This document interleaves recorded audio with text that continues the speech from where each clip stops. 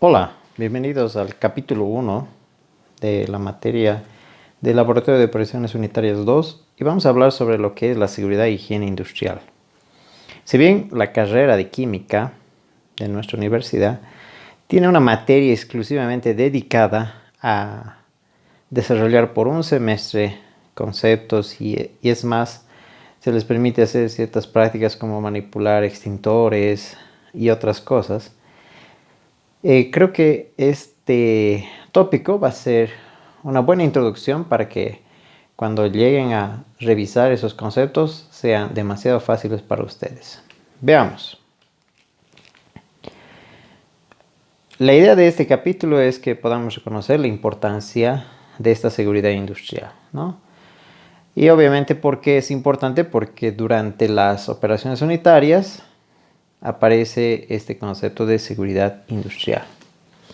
Además hay otros conceptos, aspectos que necesitamos afianzar, son las enfermedades laborables, el fuego, ruido, código de colores y otros detalles más, como estas normas de seguridad que nos van a dar ese ambiente en el cual nos vamos a mover. Entonces vamos a ver en líneas generales definiciones, enfermedades laborales, un código de colores, fuego y extintores, ruido, radiación, ventilación e iluminación. Como hemos visto en nuestra clase introductoria, hay muchos de estos conceptos que de una forma implícita los conocemos, en especial cuando hemos ido al laboratorio y podíamos realizar algunas pruebas, ¿no? Algunos experimentos. Veamos, seguridad industrial. En realidad toda empresa está preocupada por este concepto, y es que minimizan los riesgos en la industria. Es por ello que es un concepto fundamental. Además que debe garantizar la seguridad y protección de todas las personas que están involucradas en el trabajo en esta industria, ¿no? Entonces, cuando nosotros terminamos nuestra carrera y estamos en afán de conseguir trabajo, obviamente apuntaremos a una industria, si es el caso, o bien podemos incluso buscar lo que son estudios de posgrado, maestrías, doctorados, donde de igual forma tendremos que estar con estos conceptos de seguridad, porque obviamente vamos a ir a laboratorios donde vamos a hacer experimentos y es incluso un requisito en muchos laboratorios que se tomen curso en el cual les dan una explicación de cómo desechar algunos residuos orgánicos, residuos inorgánicos, en especial en Europa, ¿no? Que son bastante quisquillosos o bastante exigentes, ¿no? Con el nivel de ppm, por ejemplo,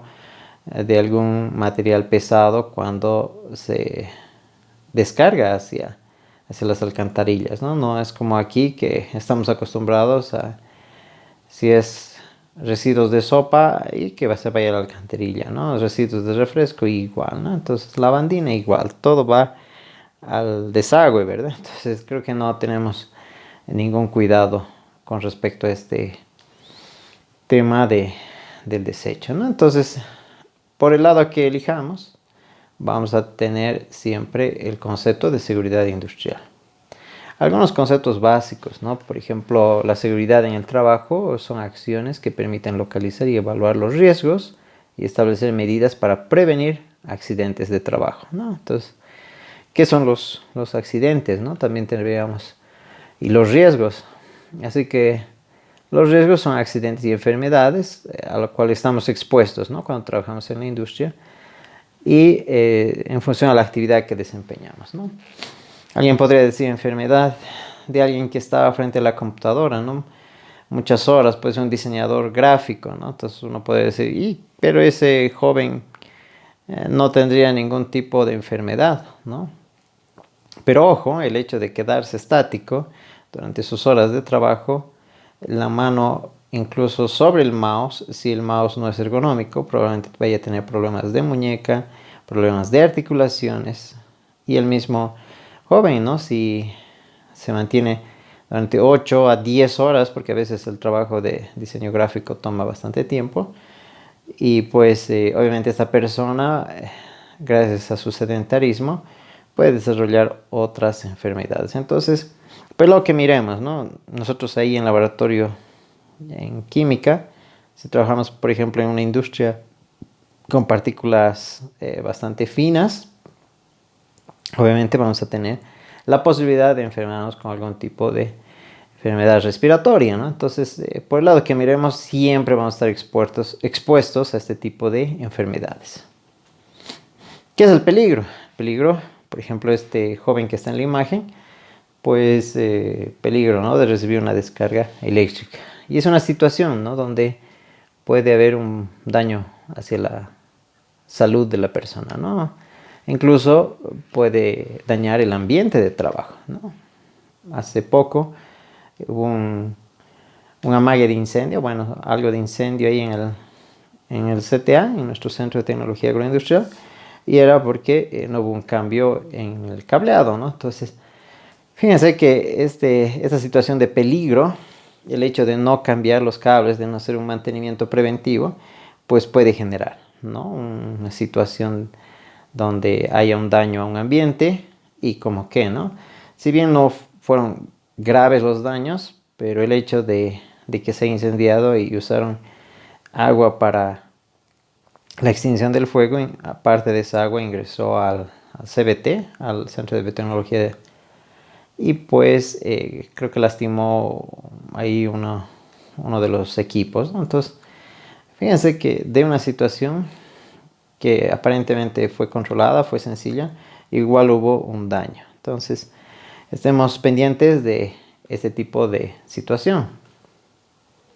Un riesgo, obviamente, es una combinación, ¿no? De que haya una probabilidad y consecuencia de un evento identificado como peligroso, ¿no? Entonces, hace un momento atrás vimos, ¿no? La situación de peligro que ponía en riesgo, ¿no? Una persona o el ambiente. Entonces, puede ser de forma indirecta o indirecta, lo que se refiere al riesgo, y pues mucho va a depender también de la magnitud, ¿no? Entonces, básicamente, cuando ingresamos a un laboratorio, estamos en riesgo. Ingresamos a nuestra fuente de trabajo, corremos algún riesgo, ¿no? Entonces, la idea de que se pueda minimizar estos riesgos es hacer un estudio, ¿no? A detalle, que le afecta, ¿no? Incluso con las personas que están frente a la computadora horas, volviendo al tema del diseñador, fíjense los ojos, ¿no? Los ojos quedan expuestos constantemente a la iluminación de la pantalla, e incluso al tamaño, ¿no? Los diseñadores gráficos deberían tener pantallas bastante grandes para que no hagas un esfuerzo visual, en el sentido de ver los píxeles más detalle, haría mucho esfuerzo, ¿no? Entonces, por el lado que pensemos, siempre va a haber la posibilidad de sufrir algún tipo de enfermedad. Entonces hay que evitar, ¿no? Hay que elaborar protocolos, ¿no? Es como ahora con el tema del COVID, ¿no? Para evitar el riesgo de contagiarnos, o sea, seguimos una secuencia de pasos, ¿no? Desde el uso del barbijo, máscara facial, distanciamiento, el lavado de manos, el uso de alcohol gel, etcétera, ¿no? Entonces, la idea es evitar que haya un riesgo de contagio, ¿no? Entonces, ustedes ya ahora están muy familiarizados con ese concepto de evitar los riesgos, ¿no? Entonces, es eso, ¿no? Lo que hace la seguridad y las normas de evitar todas estas situaciones de peligro y de riesgo. Un accidente obviamente es un suceso no deseado, ¿no? Nadie planifica un accidente, ¿no? A menos de que se esté buscando un crimen perfecto, entre comillas, ¿no? Entonces, ¿qué va a causar? Obviamente lesiones a personas, y puede ser también al daño de propiedad o incluso a la pérdida obviamente va a haber una pérdida, ¿no? Para el proceso. Entonces,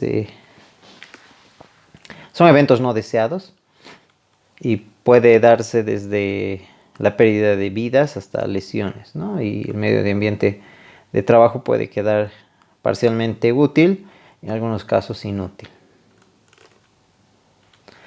El accidente de trabajo, obviamente cuando se produce de forma repentina, mientras se realiza alguna actividad de trabajo, y puede generar una lesión orgánica o una perturbación funcional, ¿no? Entonces, muchas veces ahí se ven imágenes, ¿no? De momentos o situaciones donde algo quedó fuera de control, ¿no? Lo clásico en las construcciones, ¿no? Donde algo no está bien establecido o mal calculado, entonces muchas veces sufren accidentes, ¿no? Pero en toda actividad, como mencionaba, ¿no? Desde el conductor que nos lleva de un lado a otro, hasta las personas que están sentadas frente a la oficina pueden sufrir accidentes, ¿no? Tampoco quiero meterles la idea, ¿no? Como esa película Destino Final, ¿no? Como 100 formas de morir, ¿no? O sea, tampoco no entrar en miedo de que toda actividad de trabajo me va a causar la muerte o me va a lesionar, pero que debemos ser prudentes, ¿no? Si para ello ha habido gente que elabora un protocolo, estas normas, que la idea es prevenir que existe este tipo de accidentes. Entonces, como un repaso rápido, seguridad industrial es una técnica no médica que tiene por finalidad evitar o minimizar accidentes y riesgos laborales, ¿no? Entonces, ¿qué ocurre con el concepto de higiene industrial? El fin de esto es la evaluación y eliminación de las condiciones ambientales del ámbito laboral, ¿no? Que puede producir alguna alteración en la salud de las personas que están realizando una actividad, un trabajo. ¿Y cuáles son las funciones de esta seguridad e higiene industrial? Prevenir y proteger, ¿no? Entonces, era lo que mencionaba hace un momento atrás, ¿no? Debemos evitar un accidente o al menos alertar cómo o qué secuencia de pasos se debe hacer para que no exista el accidente. Y por lo tanto, el prevenir lo hacemos a través de normas y el proteger a través de elementos de protección personal que se denomina las EPPS, ¿no? EPPP aparece muchas veces, elementos de protección personal, en algunos informes de laboratorio o informes de industria, donde se indica que muchos de los accidentes a veces se agravan estos accidentes debido a la imprudencia de los operarios de no usar sus EPPs, ¿no? Entonces, ¿qué elementos de protección personal conocemos? De los que estamos familiarizados, ¿no? Usamos unas gafas, ¿no? Para entrar al laboratorio.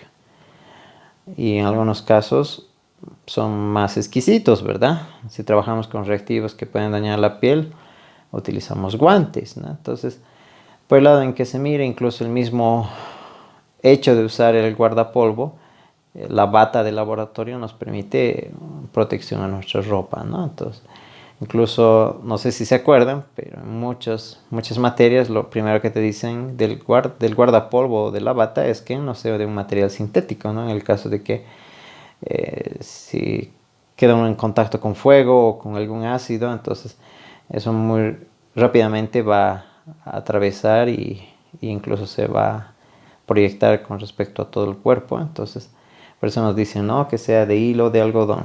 Entonces, eso obviamente va a costar que avance, por ejemplo, el fuego, ¿no? Entonces, esos detalles, creo que estamos, como les decía, bastante conocedores de estas formas de prevenir y proteger, pero implícitamente las realizamos. A nivel industrial ya hay elementos y donde uno va a realizar sus actividades van a ser cada vez más específicos estos elementos de protección personal.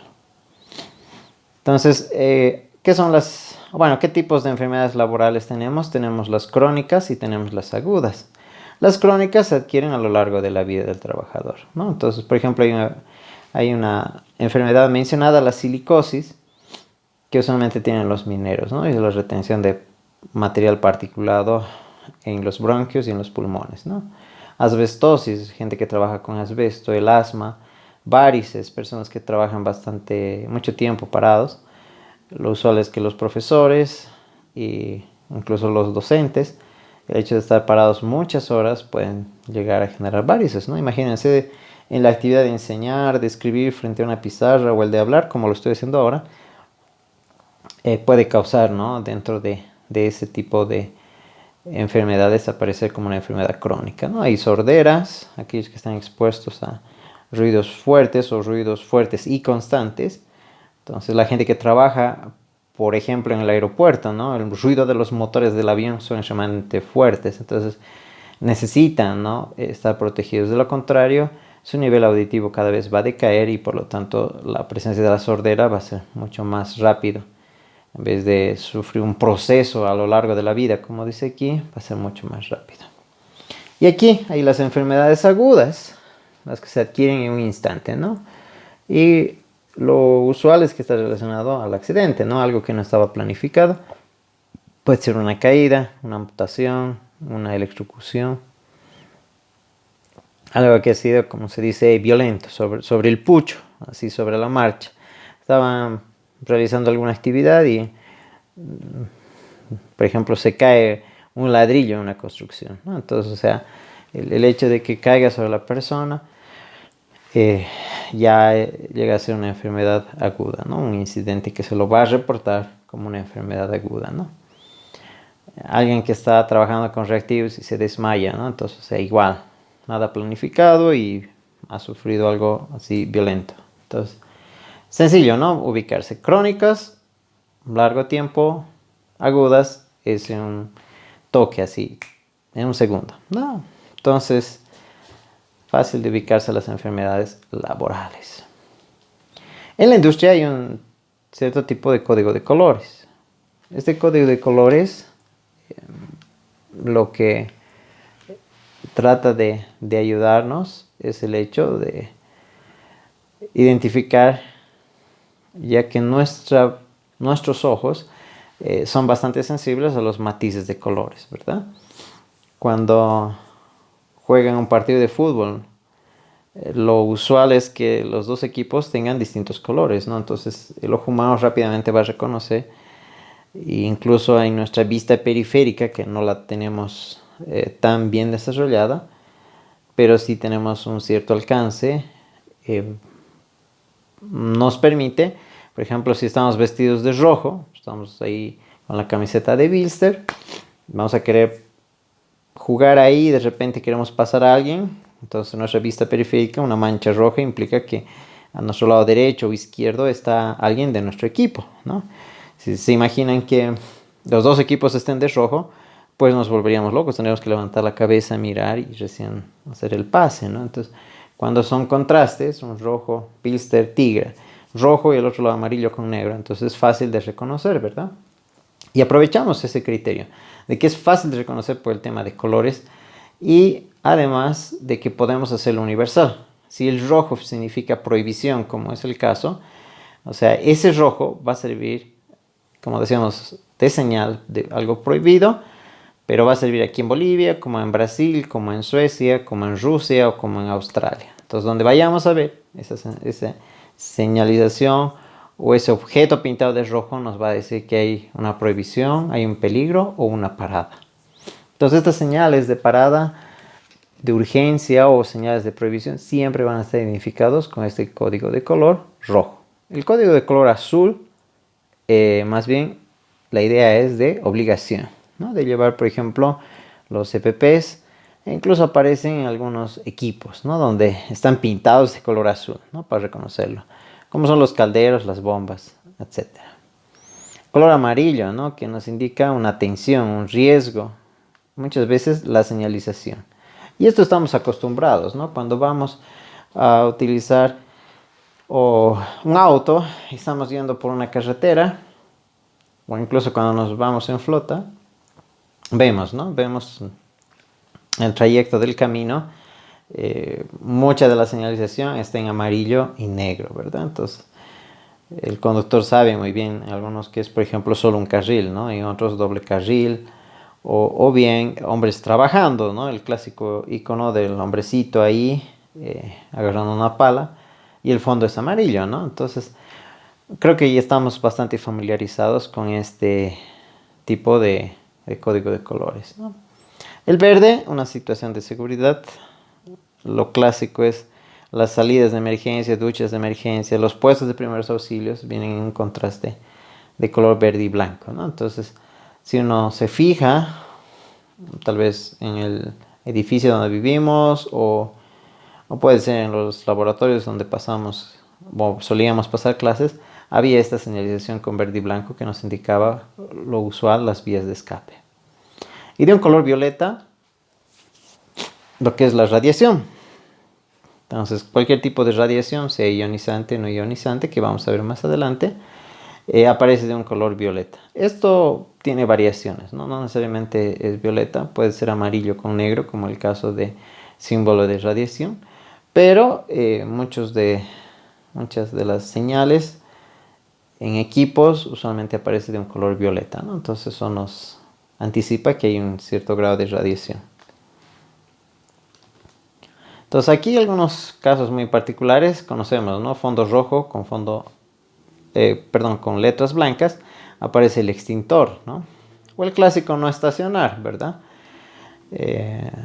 Y en química creo que todos estamos muy familiarizados con esta nomenclatura, ¿no? Explosivo, es corrosivo, es mortal, puede causar problemas en el sistema respiratorio, etcétera, ¿no? Inflamable. Creo que conocemos muy bien todo esto. Entonces, si se fijan, las señales de prohibición, en el fondo de color blanco, el dibujo de color negro y una línea de color rojo, ¿no? El círculo con la línea tachada diciendo prohibido hacer algo, ¿verdad? Prohibido fumar, prohibido el paso peatonal, etcétera, ¿no? Entonces, creo que para nosotros estamos ya acostumbrados a este tipo de señalización. El color amarillo, por ejemplo, ¿no? Lo que mencionábamos, hombres trabajando, también puede haber explosivos, atención, incluso el tema de electricidad, ¿no? Alto voltaje que aparece con un símbolo de una línea de rayo, podríamos decir, ¿no? Entonces, como decíamos, también aparece no solo en estas señales de precaución, también aparecen en equipos pesados, en escaleras, en andamios. Y en estos equipos pesados, la clásica, ¿no? No sé si alguno de ustedes tuvo de pequeño los autitos Tonka, ¿no? Estos autitos Tonka venían de esa coloración como están los dibujos ahí en la parte inferior derecha, de un color amarillo con negro, ¿no? Entonces como que ya sabíamos que esa línea de juguetes, lo clásico, venía en amarillo y negro, ¿no? Entonces, para mí, pensar en equipos de color amarillo siempre viene a mi cabeza los juguetes Tonka, marca Tonka. Azul, decíamos que era una coloración en la cual nos dice que debemos usar algo de forma obligada, ¿no? Para prevención.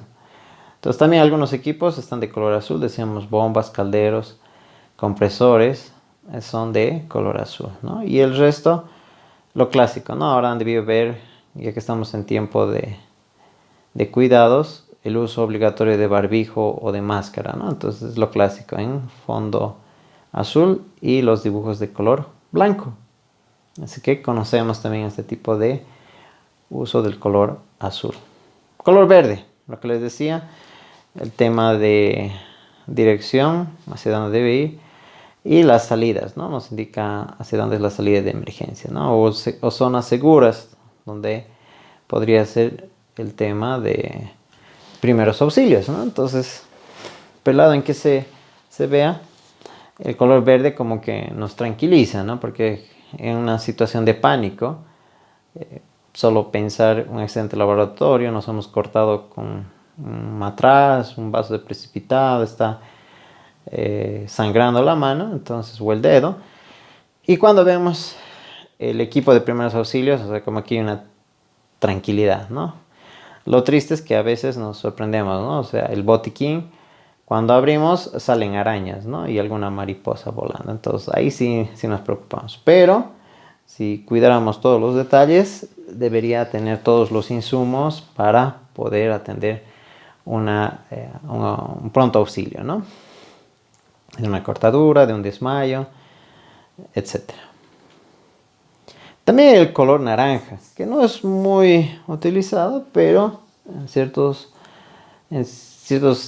industrias, en ciertos lugares aparece el color naranja, ¿no? Entonces puede ser atrapamiento, riesgo de atrapamiento, en industrias bastante específicas, ¿no? Donde se trabajan con engranajes, etcétera, o donde hay puertas corredizas, ¿no? Entonces, no es muy común, pero suele aparecer, ¿no?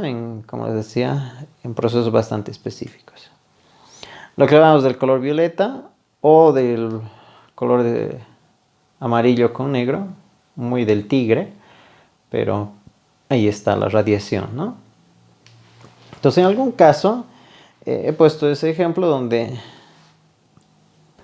el tema de la radiación puede incrementarse desde niveles, entre comillas, extra suaves hasta niveles bastante duros, ¿no? Entonces, como que está el mismo símbolo de radiación, pero está, ¿no? Como que suave, el plomo, verde ya controlado, amarillo, hay que tener cuidado, naranja, siempre sabemos que ya preocupa, y cuando algo está en rojo, uy, no, señores, hay que escapar, ¿verdad? Entonces, viene ese criterio de coloración. Lo que habíamos hablado, los símbolos de prohibición, las de precaución, bueno, prohibición con el símbolo tachado, la obligación en símbolo redondo, precaución, forma triangular. Y pues es eso, ¿no? Que vamos combinando tanto colores y formas. De tal forma, mejor dicho, de manera que cuando los miramos, los reconocemos y nuestra mente ya está asociada, ¿verdad? Si vemos algo rojo, nos preocupamos, ¿no? Si es algo amarillo, nos están advirtiendo de algo, ¿no? Si es algo azul, sí o sí debemos usar, sea botas, barbijo, etcétera, ¿no? Entonces, y la figura ya nos dice, ¿no? Qué precaución o con qué actitud deberíamos enfrentar esa área de trabajo. Hablamos del fuego. El fuego es muy interesante. No juego, fuego. Y pues si queremos definir al fuego, es una reacción exotérmica, ¿no? Donde se oxida el combustible y un comburente. Y de todo esto genera una cierta cantidad de calor y luz, ¿no? Entonces, todos conocemos el tema del fuego. Alguna vez nos hemos quemado. Cuando hacemos parrillada en especial, o sea, aumentamos bastante fuego, y ¿qué tiende a pasar con el carboncito? Empieza a saltar, ¿no? Y a veces nos ha llegado pedacitos de carbón y quema, arde y duele, ¿no? Entonces, ese tetraedro o triángulo, antes se lo denominaba triángulo, pero se lo ha cambiado a tetraedro, está compuesto del combustible, del comburente y del calor. Y en el punto medio, la reacción en cadena, ¿no? Entonces, antes solo se consideraban los tres, ¿no? El combustible, comburente y calor. Y no se consideraba en reacción en cadena. Pero se observa, ¿no? Cualquier persona conoce que para un incendio basta que haya una chispa y arranca. Si continúa esto, si le damos los respectivos insumos, si es el combustible, el comburente, y va a seguir generando más calor, ¿no? Y si le aumentamos más calor todavía, vamos a avivar al fuego. Entonces, ese es nuestro tetraedro de fuego. Ahí están los componentes.